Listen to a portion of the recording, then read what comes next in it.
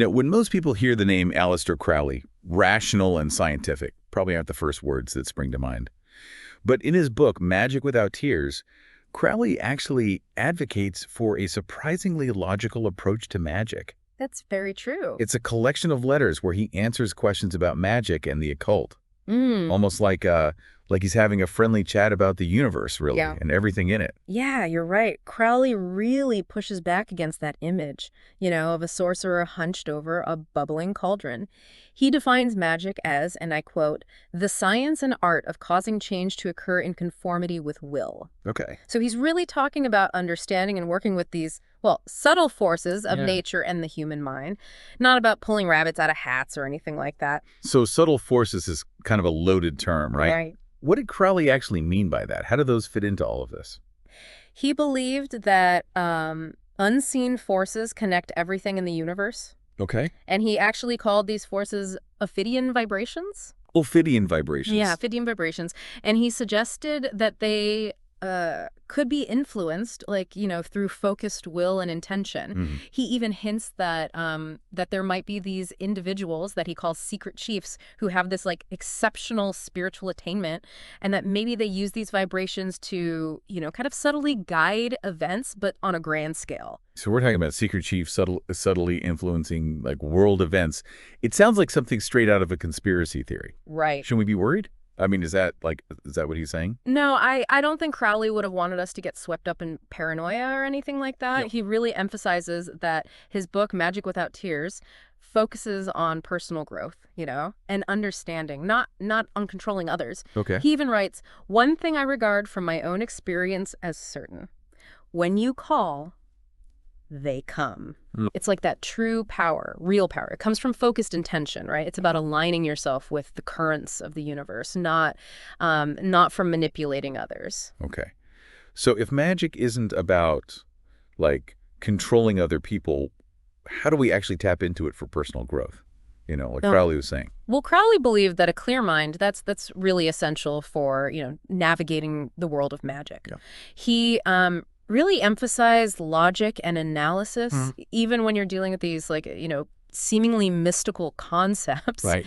He really pushed back against vague ideas. He called it a tautosophical thinking. Tautosophical thinking. Yeah. Okay. And he really insisted on a more scientific, rigorous approach. That's really interesting, this emphasis on logic and proof.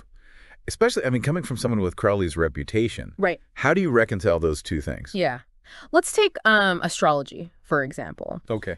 Crowley was interested in astrology, but he didn't want people to just blindly accept it, right? Yeah. He challenged people, his readers, to actually find the flaws in astrological readings to really test their validity. Wow. He believed that true understanding requires, a critical mind, a discerning mind, not just blind faith. Okay, so that makes sense. And speaking of surprising approaches, I was really intrigued to see Crowley recommending practices like yoga and Buddhism. Right. Because wouldn't that seem at odds with some of his, shall we say, more controversial beliefs? Right, but here's where Crowley's approach gets really interesting. He wasn't advocating, blind adherence to any one specific system. Okay. He encouraged people to explore different techniques, different traditions, but always emphasizing personal experience and verification over just, accepting dogma. It's about finding what works for you, on your individual path. It's almost like, a scientist testing different hypotheses. Okay. So it's about taking that scientific approach, even to spiritual practices. Right. And constantly, testing, refining your understanding. Yeah. So did Crowley offer any practical tips for how someone could actually track their progress? Yes, absolutely. On this journey of self-discovery? He highly, highly valued keeping a detailed journal. Okay.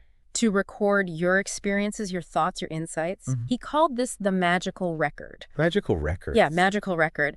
And he believed that it served as a tool for self-reflection and analysis. Interesting. Almost like a scientist documenting the results of their experiments. He really emphasized that scientific approach. He did. He wrote, and I quote, "Remember always that we have no use for piety, for vague chatter, for guesswork. We are as strictly scientific as biologists or chemists." I was struck by something as I was reading Magick Without Tears.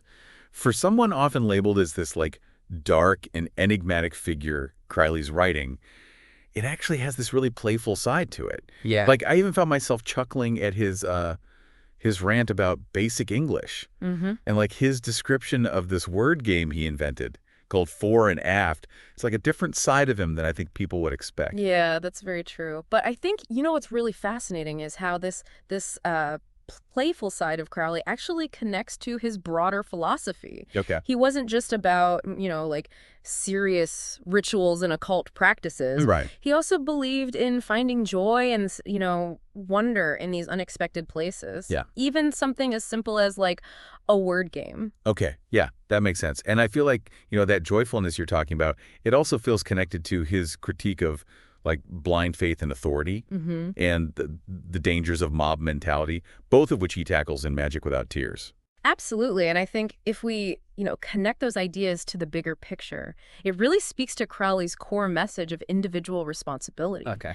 He wanted people to question everything, Right. to think for themselves, Yeah. not be swept away by the pressure to conform. Right, like think for yourself, find your own path. Exactly. He even shares this anecdote, right, Yeah. about being like chastised for just like greeting someone with a, cheerful good morning, Right. as if like a simple act of kindness was somehow subversive. It's kind of wild. Yeah. And I think it highlights just how, how deeply ingrained conformity can be, I think, in society. Right. And how important it is to actually challenge those expectations, even in these like, seemingly insignificant interactions. It's about like recognizing those moments when we're conforming without even realizing it. Yeah, that's a really good point. So as we start to like wrap up this deep dive into Magick Without Tears, what would you say is like the most important thing for our listener to kind of take away from Crowley's work? I think the core message here is, true magic, as Crowley saw it.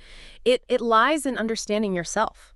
Okay. Understanding your own will, understanding the subtle forces that actually shape our world. Yeah. It's about, applying this scientific approach to life's mysteries, Right. exploring the nature of consciousness, the nature of the universe, not just accepting things at face value, Yeah. but perhaps most importantly, it's about, embracing the joy, the wonder of being alive, Yeah. even amidst like, life's absurdities. Yeah, that's great. And we've covered so much ground today, from like, the concept of secret chiefs, subtly influencing events with Ophidian vibrations, to the power of, keeping that magical record, to document your own personal journey. And like always, there's still so much more to explore within the pages of Crowley's work. But for now, I think, he actually leaves us with this very thought-provoking question. Yeah. And I think it kind of perfectly encapsulates his message. What's He writes, "For what is a god's freedom but the exercise of his will?" And it really challenges us to consider our own potential, the power of choice, and I think, honestly, the responsibility that comes with it. a powerful question to ponder? Indeed. So we hope this deep dive has, sparked your curiosity, maybe even inspired you to explore the world of magic and the hidden depths of your own being a little further. Join us next time as we continue to unlock the secrets hidden within the pages of extraordinary texts.